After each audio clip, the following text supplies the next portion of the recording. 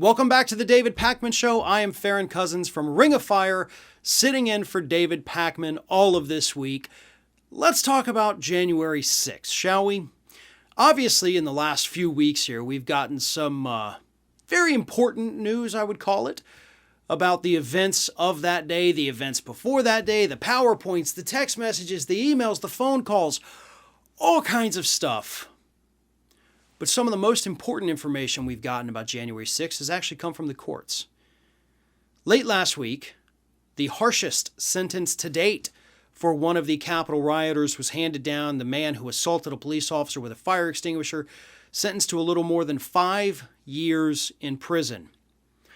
And of course, this individual expressed his sorrow, his sadness at what he did. You know, got the crocodile tears going.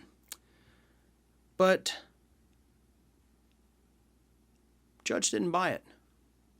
Still sentenced him to more than 5 years.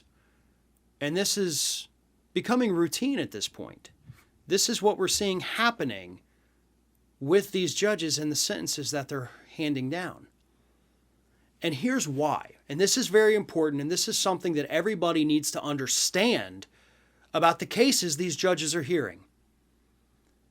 Because judges are telling us this past week that January 6th is not over. It's not over.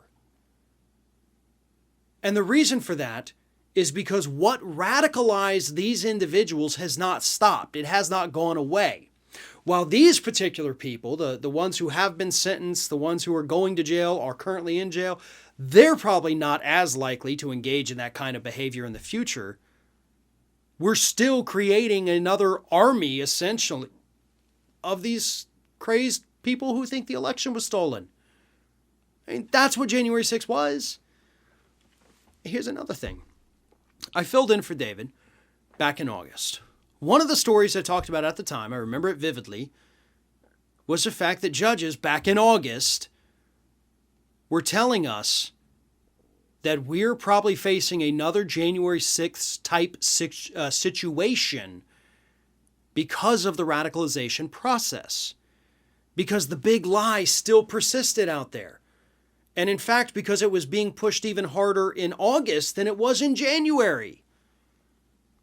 And now here we are, 4.5 months after those judges told us that, more judges came out in the past week and effectively told us the same thing.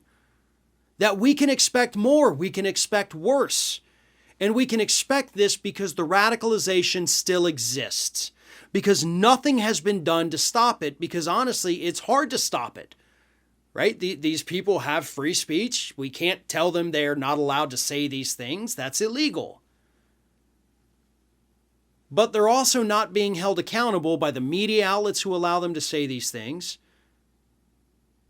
on their social media platforms where they spew these lies every day, in the speeches that they give. And again, part of this is because there's literally nothing we can do about it. All we can do is go out there every day and talk about how this is a lie, this is not true. All of the evidence, including the audits and investigations conducted by conservative groups, are all telling us there's no fraud, there was no theft. But even still, 70% of the Republican Party believes Joe Biden is not the duly elected president of the United States. That the 2020 election was stolen. 70% of Republicans believe that now. And if we had listened to these judges months ago, that wouldn't come as a shock. What happened on January 6th was kind of an immediate radicalization of individuals who were, most of them, probably kind of already on the edge. They were hardcore supporters. They had their feelings hurt that their guy didn't win. And then he told them, go fight like hell or you won't have a country anymore.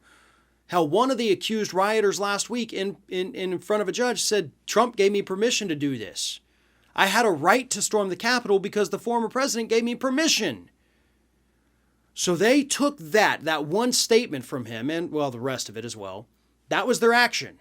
And they went with it. That's how quickly that radicalization happened for many of those individuals. For the rest of them, we're talking about radicalization that's been going on for a year now. Radicalization that is taking hold within the Republican Party to the point 70% look at Joe Biden and say, that man, who I also think is incompetent, somehow stole the election. For the record, two things can't be true there. He can't be such an incompetent idiot, who can't even stay awake, and a mastermind who stole the 2020 election. That makes no sense. Yet this is what they believe. And the judges are still out there warning us that, yeah, things are going to get bad again. Things are probably going to be worse than what they already were because nothing's being done. And in many instances, there's nothing legal we can do about it. All we can do is fight back against the misinformation. And as somebody who does do this every day, and I'm sure David feels the same way, sometimes it feels like this Sisyphean task. We're pushing this boulder up the hill, only to watch it roll back down again and start all over. There's no end. There's no clear victory here. We're just destined to do this forever, to fight back against this conservative misinformation. But like Sisyphus himself, we're never going to stop. It's part of our job. It's what we do. It's how we help. So that's what we're doing here. That's what these judges are trying to do. They're giving us the warnings. And if we don't heed these warnings, then yeah, we're probably going to be looking at something much worse than what happened on January 6th at some point in the future.